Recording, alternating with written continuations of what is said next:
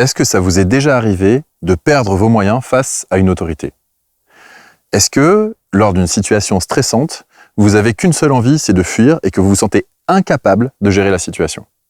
Est-ce que, lorsque les choses ne se passent pas comme vous le souhaitez, que vous êtes quelque peu contrarié, est-ce que ça vous arrive aussi de fustiger de votre incapacité à trouver les moyens de mettre en place une solution? Si vous êtes concerné par ces syndromes, c'est probablement ou potentiellement que vous êtes atteint du syndrome d'impuissance acquise ou apprise. Qu'est-ce que c'est que ce syndrome? Comment on en sort? C'est ce qu'on va voir dans cette vidéo.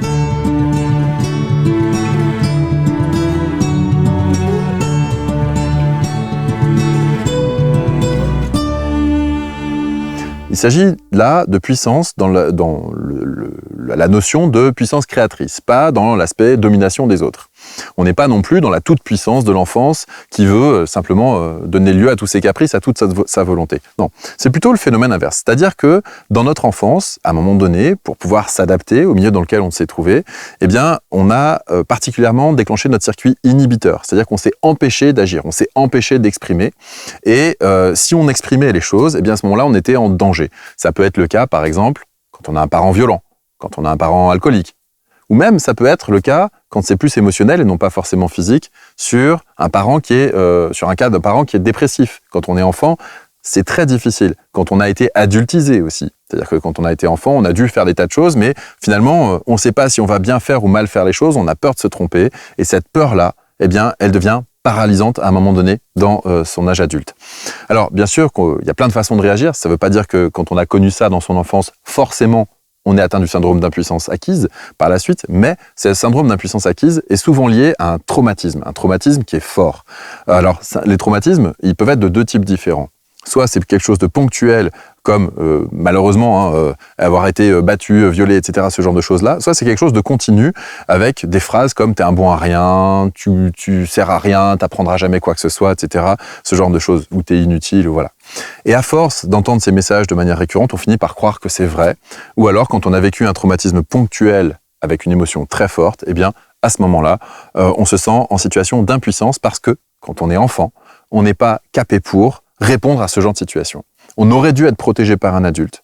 Et on n'est pas protégé par un adulte, voire pire, on est mis en danger par cet adulte référent, par cette autorité qui est là, qui est toujours, finalement, quand on est enfant, on considère plus ou moins toujours que les adultes ont autorité sur nous. C'est d'ailleurs bien pour ça qu'un seul enseignant suffit à tenir 30 élèves dans une classe, parce que vous doutez bien que si jamais ils se rassemblaient entre eux, s'ils avaient ce pouvoir psychique de se rassembler entre eux face à une autorité abusive, eh bien, cette autorité ne pourrait pas tenir. Pour autant, il y a cette docilité de l'enfant. Pourquoi?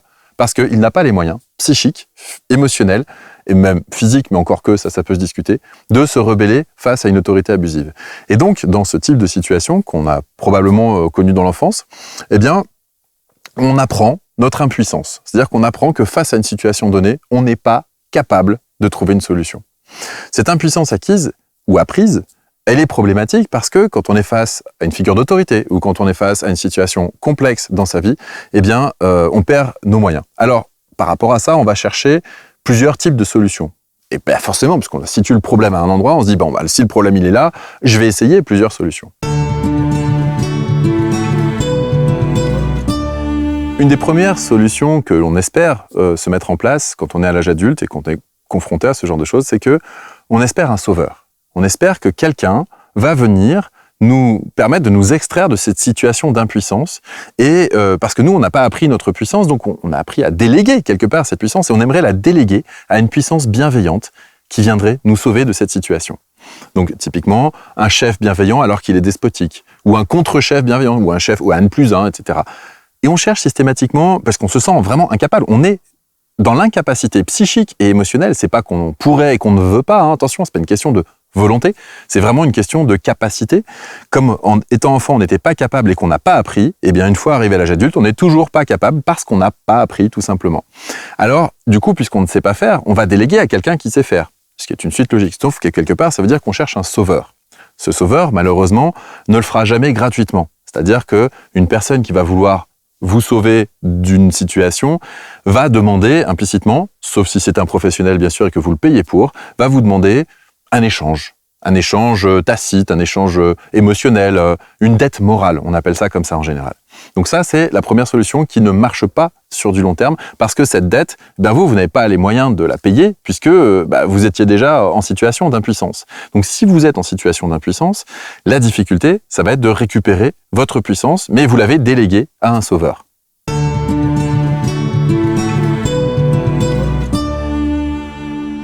L'autre solution qui découle de celle que je viens de décrire, c'est le fait de chercher un sauveur, mais non pas incarné dans une seule personne, mais dans du collectif. C'est-à-dire qu'on va chercher la protection de nos pairs. Donc on va se positionner en victime, on va fustiger, on va râler, on va se plaindre, mais parce que c'est une réalité d'impuissance ressentie, c'est pas, y a pas de jugement moral quand je dis ça, mais on va se plaindre d'une situation parce qu'on n'est pas capable de trouver une solution pour pouvoir stimuler chez une personne suffisamment de réactivité, suffisamment d'empathie, suffisamment de pitié même parfois, pour pouvoir nous venir en aide. Alors si c'est pas une seule personne, on va demander à un collectif de le faire. On va demander à une association, on va demander à une fonction, typiquement, je sais pas, les pompiers, l'hôpital, la police. Vous voyez, ces fonctions sociales qui sont en effet là pour nous protéger, eh bien, on va leur demander de vraiment agir par rapport à ça. Et ça peut se faire aussi sous la forme de justice, mais là, c'est rare qu'on en arrive jusque-là quand on est en impuissance acquise, parce que ne serait-ce que déclencher une démarche juridique, c'est quelque chose qu'on n'a pas la force de faire. Alors, le problème de tout ça, c'est que souvent, si ces institutions ne répondent pas, si ce collectif ne répond pas, eh bien, on se trouve seul. Donc, non seulement on est en situation d'impuissance, mais en plus, on est en situation de solitude. Et là, ça devient véritablement terrible, à mon sens en tout cas.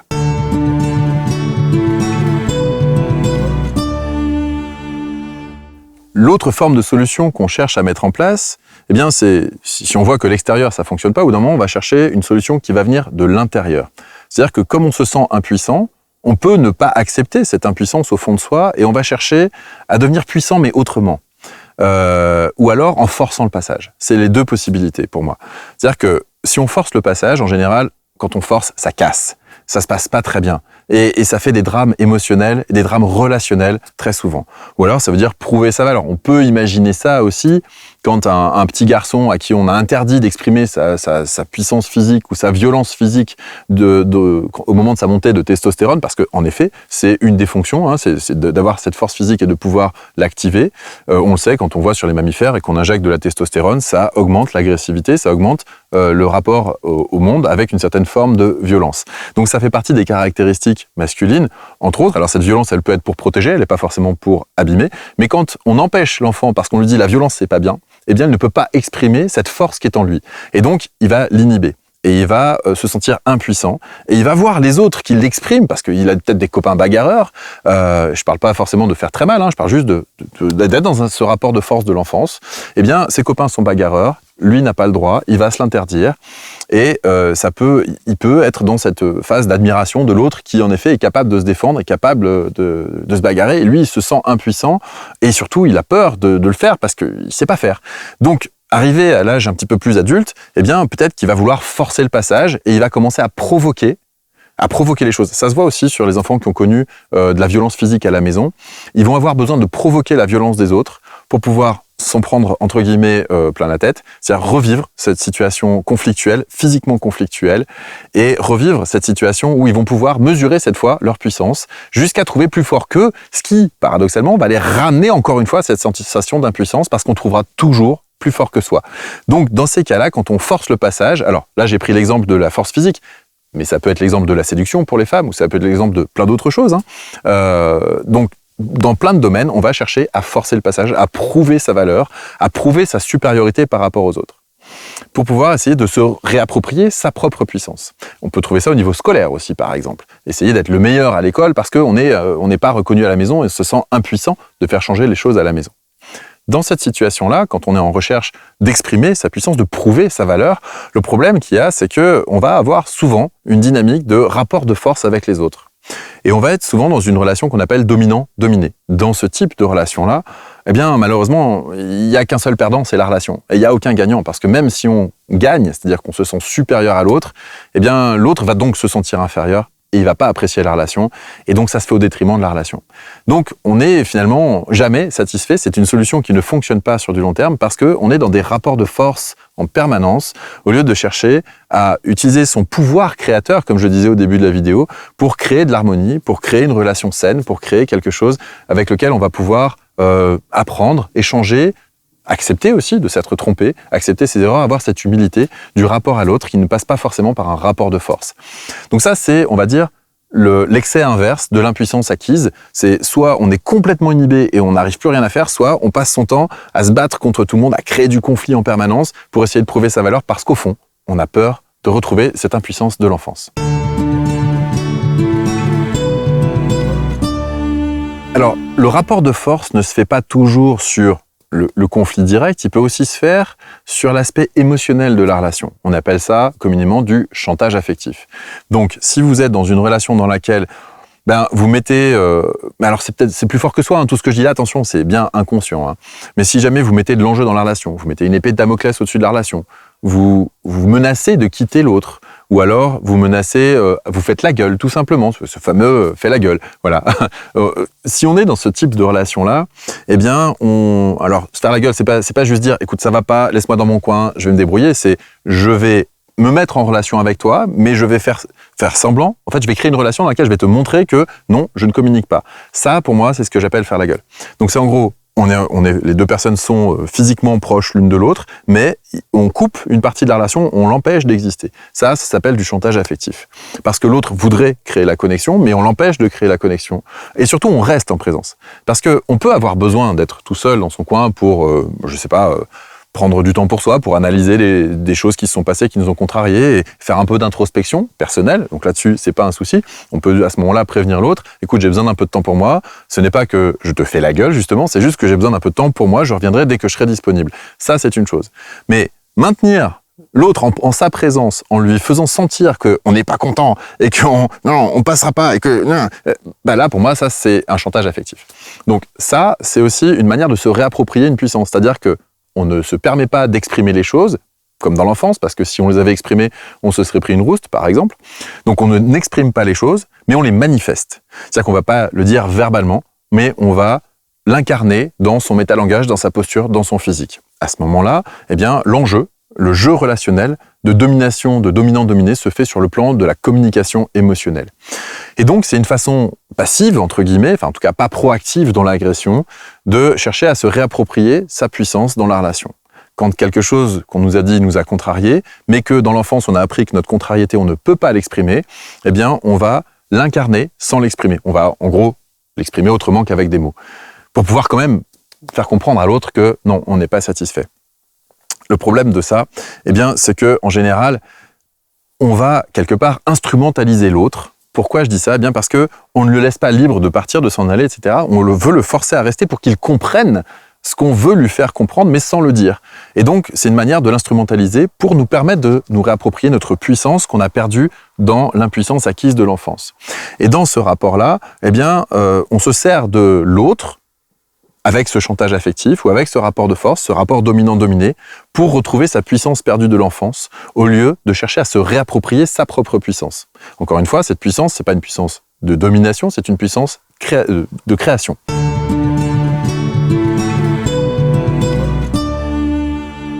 Le constat, c'est quoi ? Eh bien, c'est que, en général, ça marche pas bien.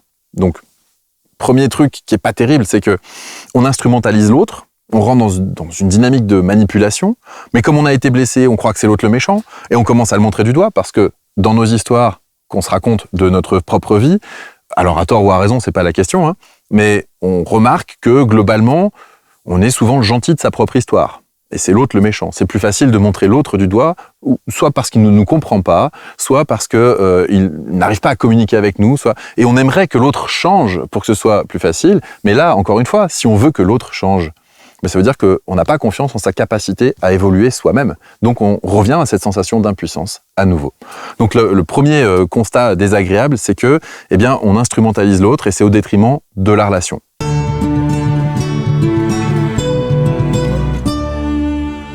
Le deuxième constat désagréable, c'est que vu que ça ne fonctionne pas, eh bien, et qu'on n'a pas les moyens, parce que vraiment, inconsciemment, on n'est pas capé pour trouver cette capacité créatrice. Le canal n'est pas créé, on n'y arrive pas. Hein, c'est pas une question de volonté ou de culpabiliser quoi que ce soit, parce que ça se fait inconsciemment, bien sûr.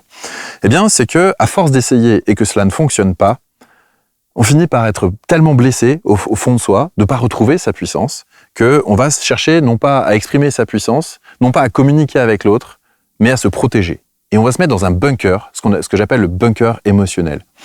C'est un petit peu comme un abri anti-atomique au niveau des émotions, parce que les émotions qu'on ressent ont une amplitude tellement forte que c'est plus confortable de ne pas les ressentir, de ne pas les vivre, que d'essayer d'apprendre à les apprivoiser.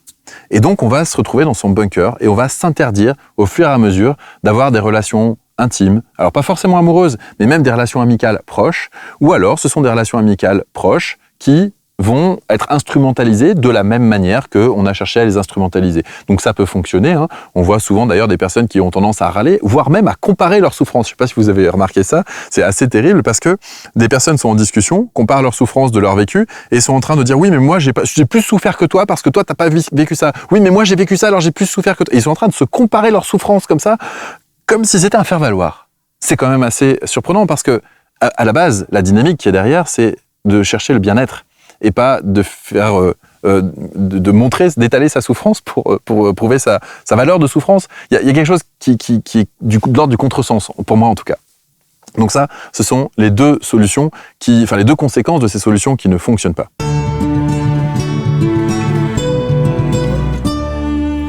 Il peut arriver, quand on est dans ce bunker émotionnel, de par moments avoir un dernier sursaut d'espoir.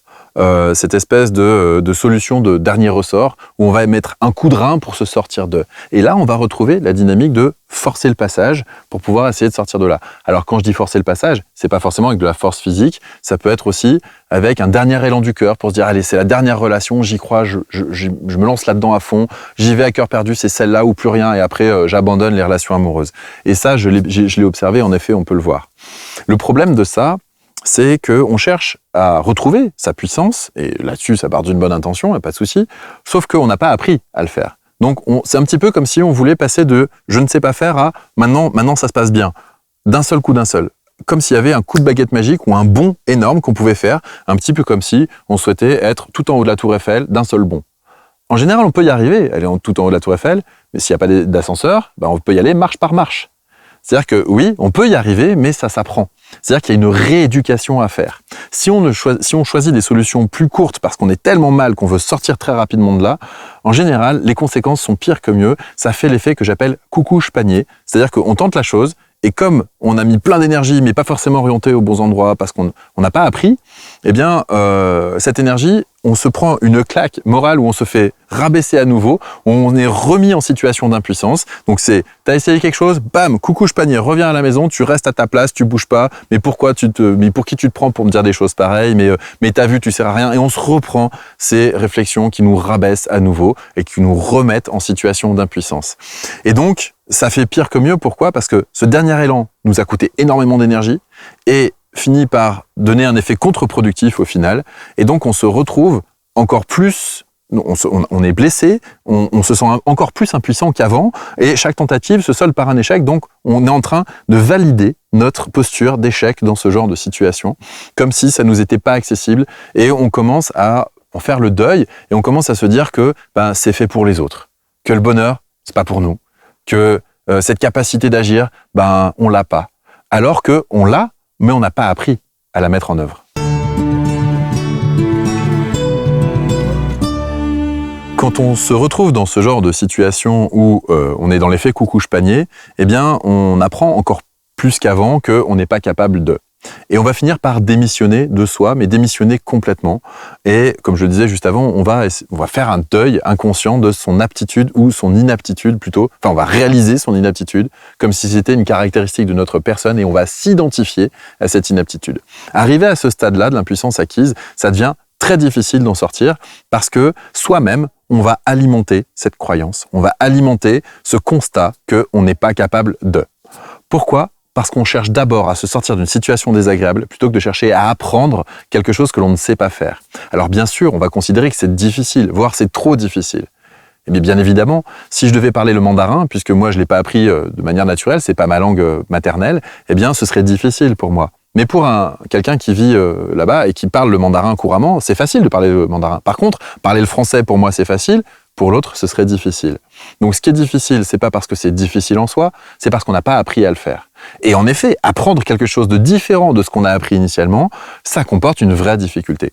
Et la vraie difficulté, pour moi, elle est là. elle n'est pas de retrouver sa puissance, elle est d'accepter l'idée d'apprendre petit à petit, pas à pas, à se sortir de cette impuissance apprise. Alors, comment est-ce qu'on fait? C'est ce qu'on va voir maintenant dans cette dernière partie de la vidéo.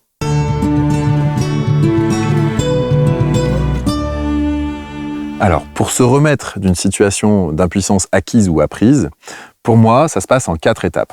La première, c'est la prise de conscience que l'affrontement direct ne fonctionnera pas. C'est-à-dire que, oui, il y a un problème, mais c'est pas en s'occupant de ce problème de manière directe qu'on va pouvoir le résoudre, c'est en apprenant des aptitudes en dehors de ce problème qu'on va pouvoir ensuite réaborder le problème autrement.